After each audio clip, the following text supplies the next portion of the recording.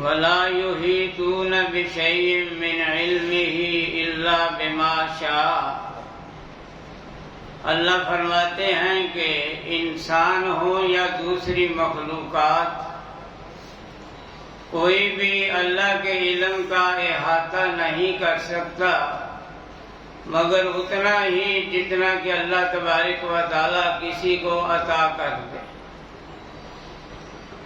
سورہ جن میں اللہ تعالیٰ نے ارشاد فرمایا فَلَا يُظْهِرُ عَلَى غَيْبِهِ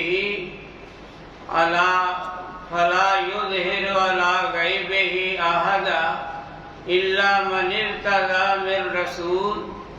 فرمایا کہ اللہ تبارک و تعالیٰ کسی کو بھی اپنے غیب کی اطلاع نہیں دیتا مگر جسے وہ رسالت کے لیے چن لے۔ جس طرح اللہ تبارک و تعالیٰ کی ذات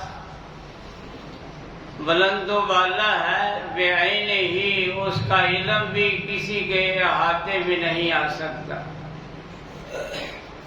مفسرین حضرت موسیٰ علیہ السلام اور خضر علیہ السلام کے واقعہ میں بیان کرتے ہیں کہ جب موسیٰ علیہ السلام اور خضر علیہ السلام کشتی میں بیٹھ گئے کہ انہوں نے دیکھا کہ ایک چڑیا ساحل پر اتری اور اس نے چونچ میں تھوڑا سا پانی لیا۔ کتنا کو پانی آ سکتا ہے ایک چڑیا کی چونچ میں؟ تو حضرت خضر علیہ السلام فرمانے لگے کہ اے موسیٰ علیہ السلام، میرا اور تمہارا علم جمع کر لیا جائے تو اللہ کے مقابلے میں اس کی حیثیت اتنی بھی نہیں جتنی کہ سمندر کے مقابلے میں ایک قطرے کی ہے جو چڑیا جو ہے اپنے چونچ میں لے رہی ہے۔ وَلَا يُحِيطُونَ بِشَيْءٍ مِّنْ عِلْمِهِ إِلَّا بِمَا شَاءَ۔ جناب محمد الرسول اللہ صلی اللہ علیہ وآلہ وسلم امام الانبیاء سید الانبیاء بھی ہیں اور تمام انبیاء کا علم ایک طرف اور جناب محمد الرسول اللہ صلی اللہ علیہ وسلم کا مرتبہ مقام اور علم سب سے زیادہ۔ صحابی فرماتے ہیں کہ ایک دن آپ نے صبح واز شروع کیا حتیٰ کہ ظہر کا وقت آ گیا، ظہر کی نماز پڑھی، پھر آپ نے واز شروع کیا اور عصر کی نماز کا وقت ہو گیا۔ عصر کی نماز پڑھنے کے بعد پھر آپ نے واز شروع کیا حتیٰ کہ مغرب کا وقت ہو گیا۔ صحابی فرماتے ہیں کہ نبی صلی اللہ علیہ وسلم نے قیامت تک آنے والے واقعات حادثات کا ذکر کر دیا۔ اس قدر علم ہے جناب محمد الرسول اللہ صلی اللہ علیہ وسلم کا، لیکن اللہ تبارک و تعالیٰ آپ کو مخاطب کر کے فرماتے ہیں کہ اے میرے حبیب علیہ السلام قل، آپ کہہ دیں یعنی دعا کریں رب زدنی علما کہ اے میرے رب میرے علم میں اضافہ فرما دیں۔ یعنی اس قدر علم ہے پھر بھی اضافے کی دعا کی جا رہی ہے۔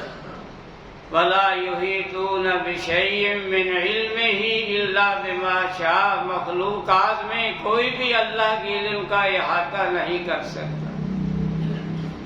پھر اللہ نے فرمایا وَسِعَ كُرْسِيُّهُ السَّمَاوَاتِ وَالْأَرْضَ کہ اللہ کی کرسی زمین و آسمان پر وسیع ہے۔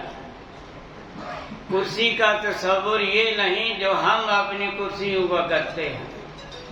جس سے اللہ کی ذات بے نیاز ہے، اسی طرح کرسی جو ہے وہ بھی اللہ ہی بہتر جانتا ہے، اس کی کیفیت کو ہم اس کا اندازہ نہیں لگا سکتے۔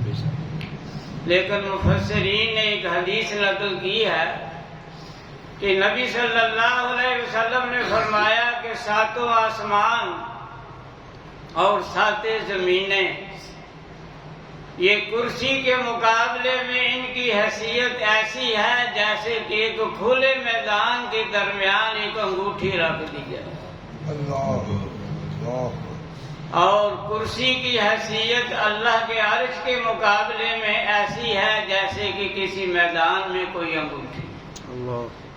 اب اللہ اکبر، اللہ ہی کی ذات کیسی ہے؟ اللہ لا الہ الا ہو، اس کے سوا نہ کوئی الہ ہے نہ کوئی معبود برحق ہے۔ فرمایا کہ اس قدر وسیع کائنات اور اس کا نظام جو ہے وہ اکیلا ہی اللہ چلا رہا ہے، لیکن ولا یعودہ حفظہما وہو العلی العظیم، اتنے بڑے نظام کو وہ چلا رہا ہے لیکن اس کا کوئی شریک نہیں، اس کو تھکاوٹ نہیں ہوتی۔ اس معاملے میں نہ کوئی نبی، نہ کوئی ولی، نہ قطب، نہ کوئی غوث اللہ تبارک و تعالیٰ کا شریک نہیں ہے۔ وَهُوَ الْعَلِيُّ الْعَظِيمُ، وہ بہت بلند و بالا بھی ہے اور بڑی عظمت والا بھی ہے۔ اللہ تعالیٰ بھی عظیم، قرآن مجید بھی عظیم، اور یہ آیت الکرسی بھی عظیم۔ اللہ تبارک و تعالی ہمیں اس آیت کو وظیفہ زبان بنانے کی توفیق عطا فرمائے۔ وما علینا الا البلاغ۔